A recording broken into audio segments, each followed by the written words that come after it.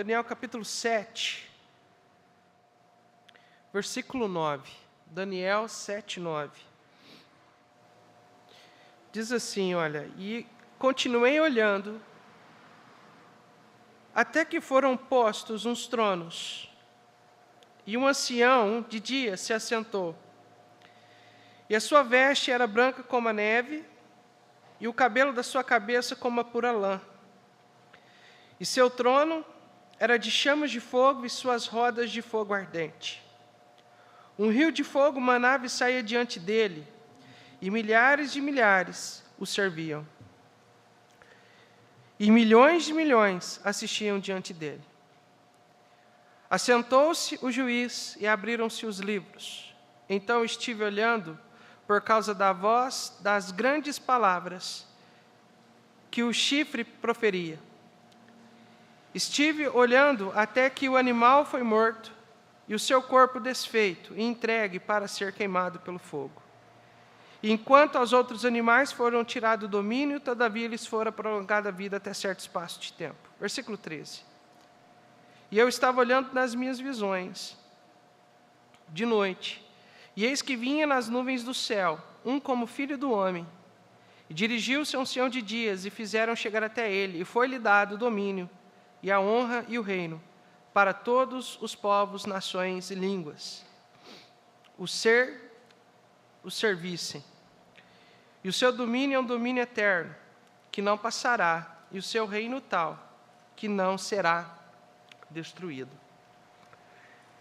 Irmãos, esse texto aqui, ele me chama a atenção, porque do versículo 8 até o versículo 14 desse texto, basicamente é um resumo do que João vai falar lá em Apocalipse. Isso aqui é um resumo de Apocalipse, depois Apocalipse dá detalhes desse período aqui. Esse chifre, esse animal, aqui nessa visão aqui, Daniel ele vê 4 animais. Ele vê um leão com asas, que representava o Império Babilônico. Ele viu um urso com 3 costelas na boca, que representava o Império Medo-Persa.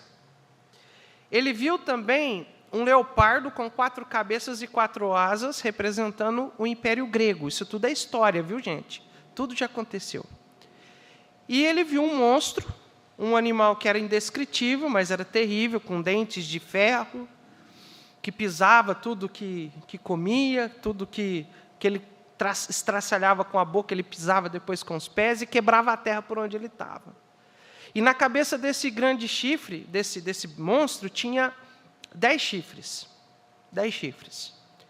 E esse monstro aí representava o Império Romano. Na época de Jesus, quem dominava o mundo naquela época era o Império Romano. E depois, no lugar daqueles 10 chifres, Beto, ele vê um pequeno chifre surgindo, que ele explica aqui que era alguém que vai guerrear contra o povo de Israel.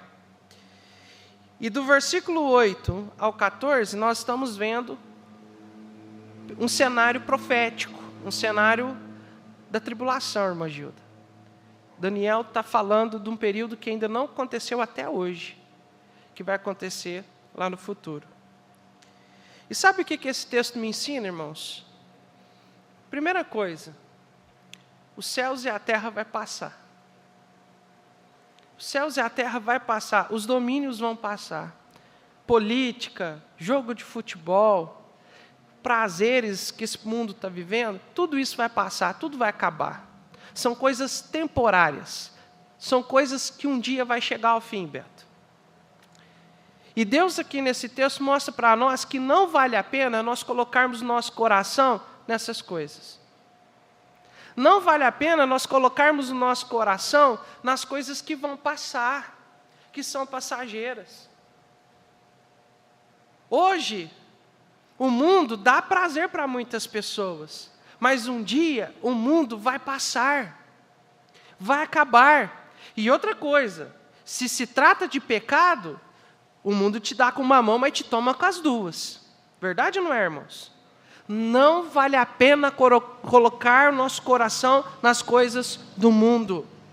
Agora, a segunda coisa que esse texto me mostra é que nós temos um juiz assentado no trono. No versículo 9, e olhei até que foram postos uns tronos, e o ancião de dia se assentou, e a sua veste era branca como a neve, o cabelo da sua cabeça como lã pura. E o seu trono era chamas de fogo, e as suas rodas como de fogo ardente. Quem que é esse ancião de dias aqui? Irmãos, Estevão, não esse Estevão, o Estevão da Bíblia responde para nós, Atos. Vai lá rapidinho. Atos, capítulo 7, versículo 56. Estevão acabara de pregar a palavra de Deus para os judeus. E os judeus não gostaram nada do que ele pregou. Sabe o que aconteceu aqui? Os judeus pegaram em pedras e começaram a apedrejar Estevão. Estevão estava aqui sendo apedrejado, morrendo. E ele olha para o céu, versículo 55. Mas ele, estando cheio do Espírito Santo, fixando os olhos no céu, viu a glória de Deus e Jesus que estava sentado à direita de quem, irmãos? De Deus. E disse, eis que vejo os céus abertos e o Filho do Homem, Jesus, que está em pé à direita de Deus. Esse ancião de dias aqui é Deus, que está assentado sobre o trono. Irmãos, Daniel, a segunda verdade que Daniel nos ensina é que nós temos um juiz que está olhando para as nossas vidas e ele sabe aonde está o nosso coração. Eu posso mostrar para as pessoas que meu coração está em Deus, sendo que não está. Eu posso usar máscara, eu posso usar capas que tampam a verdadeira intenção do meu coração, mas eu não escondo o meu coração de Deus. Não esconde. Ele está sentado no seu trono e Ele conhece os nossos corações. Então não adianta nós brincarmos de ser crente. Não adianta a gente brincar de dizer que é cristão, de dizer que é salvo, mas não querer viver vida cristã. Deus está olhando para o nosso coração. Deus, Ele conhece o nosso coração, irmãos. Esse texto, a segunda coisa que me mostra é isso. Ele conhece os nossos corações. E Ele um dia irá revelar realmente se vivemos de fato para Jesus ou se ficamos distraídos com as coisas do mundo. Irmãos, vida cristã não se brinca. Vida cristã não é brincadeira, porque nós servimos ao Senhor que não brincou com coisa séria. Nós servimos ao Senhor que, ao vir a esse mundo, Ele veio disposto de entregar a sua própria vida para nos salvar. E muitos crentes hoje não estão dispostos em levantar um dedo para se sacrificar por causa desse Jesus que te salvou na cruz do Calvário. E um dia nós vamos encontrar com esse juiz, com esse Senhor, e vamos olhar no rosto dele, e vamos ver a desculpa que vamos dar, de não viver como deveríamos para Jesus. A terceira coisa que nós encontramos nesse texto, no versículo 11 e 12, o juízo de Deus vem. Ele pode demorar, mas um dia a justiça de Deus se manifesta.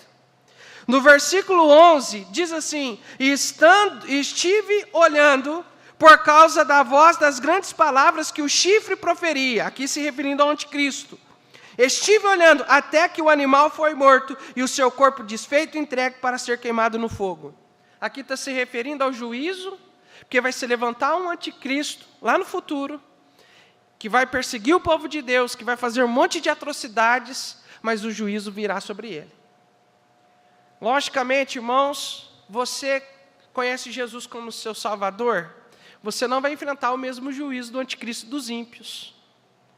Mas esse versículo nos ensina que com Deus não se brinca. O juízo vem. Se nós não vivemos em conformidade aos ensinos de Cristo, se colocamos o nosso coração no mundo, nas coisas deste mundo, uma hora Deus vai cobrar a conta. Você está pronto para pagar essa dívida? Você está pronto para pagar essa conta diante de Deus? Irmãos, arrependam-se. Vamos viver para Jesus enquanto há tempo. Amém, não, irmãos?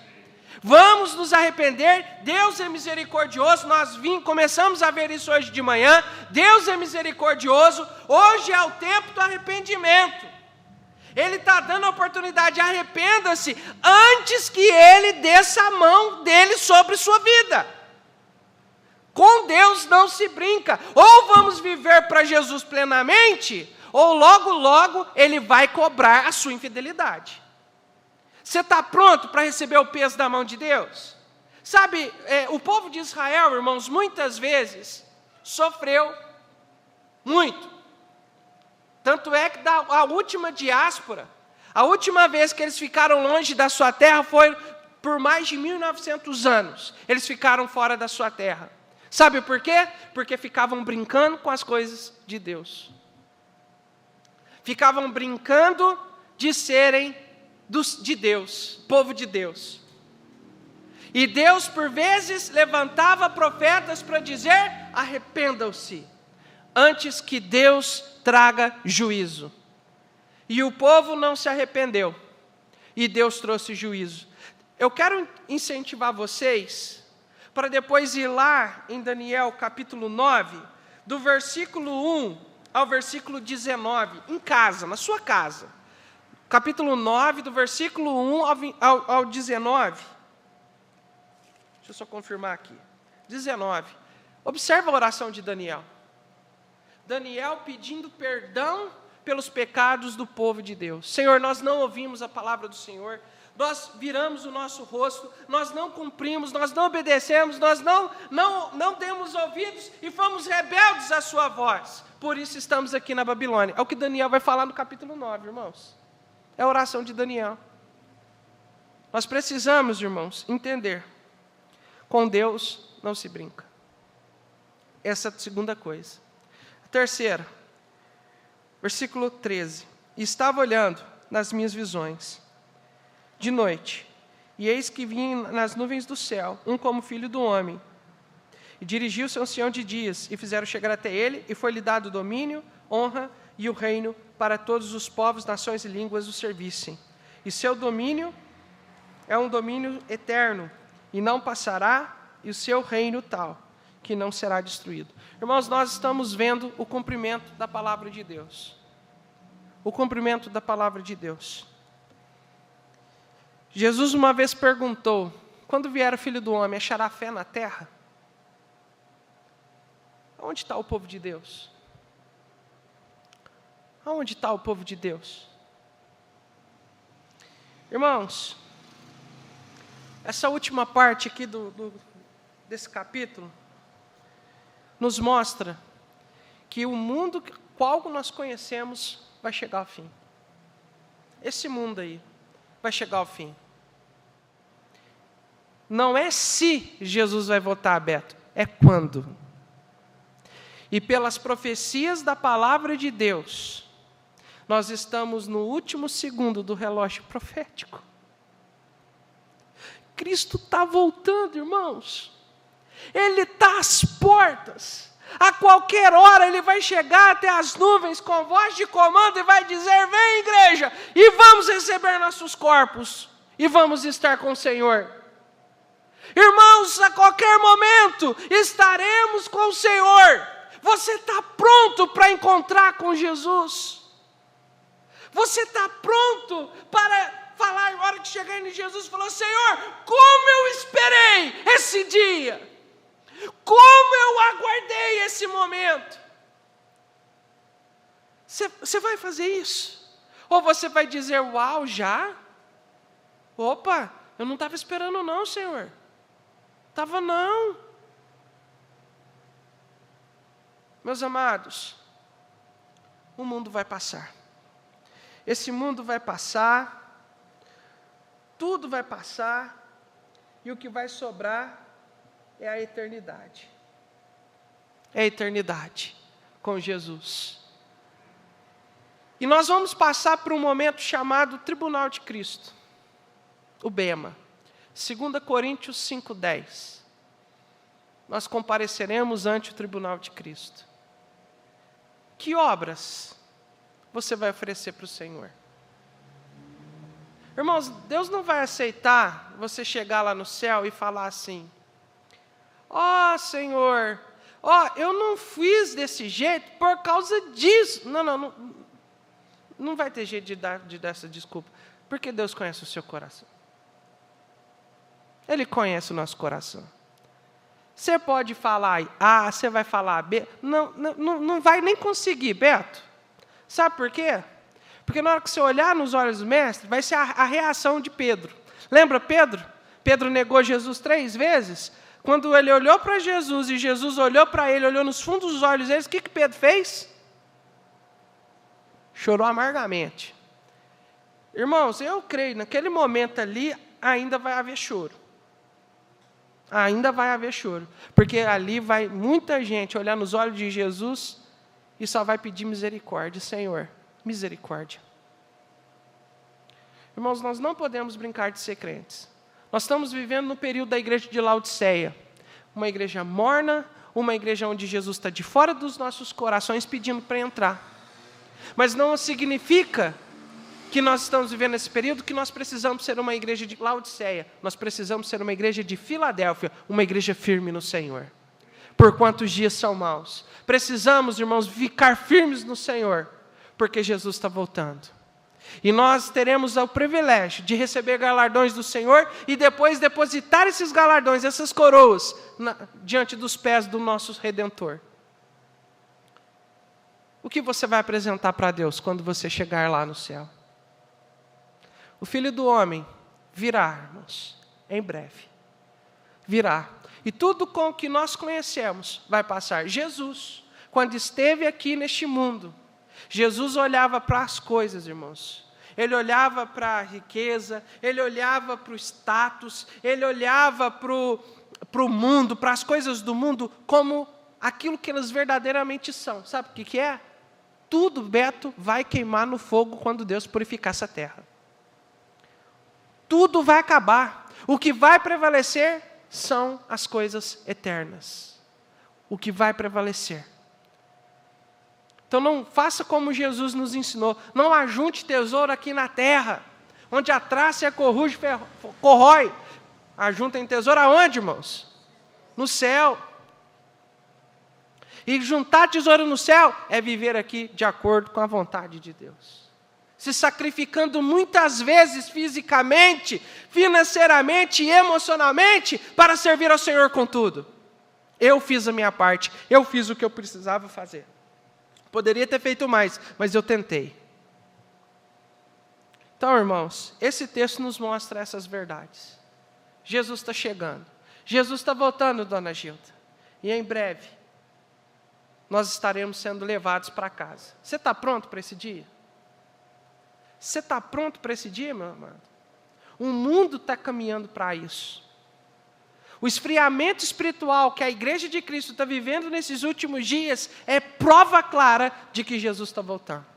Mas também não significa, porque o mundo está vivendo um esfriamento espiritual, que a Igreja Batista Macedônia de Cássia também precisa enfrentar o esfriamento espiritual. Cristo está voltando. Você está pronto para encontrar Jesus? Está pronto? Daniel nos mostra essa verdade, Beto. Nos mostra essa realidade. Nós acabamos de cantar, sou feliz. Beto, essa não era a mensagem que eu ia pregar, Beto. Não era. Mas depois desse hino, Deus falou tanto no meu coração, irmãos, nesse texto aqui, que eu falei, eu vou comentar ele. Se for para pregar, eu vou pregar nele também. Não era essa mensagem. A mensagem está aqui, ó. Não era essa mensagem. Esse hino que nós acabamos de cantar, vocês já ouviram a história dele? Dr. Spafford, um advogado, que havia perdido todos os bens dele, Beto, a sua riqueza, que ele tinha construído lá nos Estados Unidos, mas fugiu o nome da cidade. Não. E perdeu tudo. Então eles decidiram voltar para a Inglaterra, Beto. Só que não tinha passagem para todo mundo. Ele mandou a mulher e as 2 filhas. 2 ou 3 filhas ele tinha. Mandou. Só que no meio do caminho, o barco bateu, parece que num veleiro, num outro barco, e naufragou. Chegando na Inglaterra, a esposa mandou um telegrama. As filhas morreram, só eu sobrevivi. Ou, salvo, porém só, alguma coisa assim. Esse homem, quando chega no exato local onde o barco naufragou, ele escreve esse hino. Se paz a mais doce me deres gozar, se paz o Senhor me faz desfrutar, estou traduzindo aqui, ou dor a mais forte sofrer, ó seja o que for, tu me fazes saber que feliz com Jesus sempre sou. Ele perdeu, não foi um filho, dona Gilda. Ele perdeu todos os filhos. Ele não perdeu, Beto, um pouco de dinheiro. Ele perdeu tudo que ele tinha. E chega naquele lugar, ele diz, sou feliz com Jesus.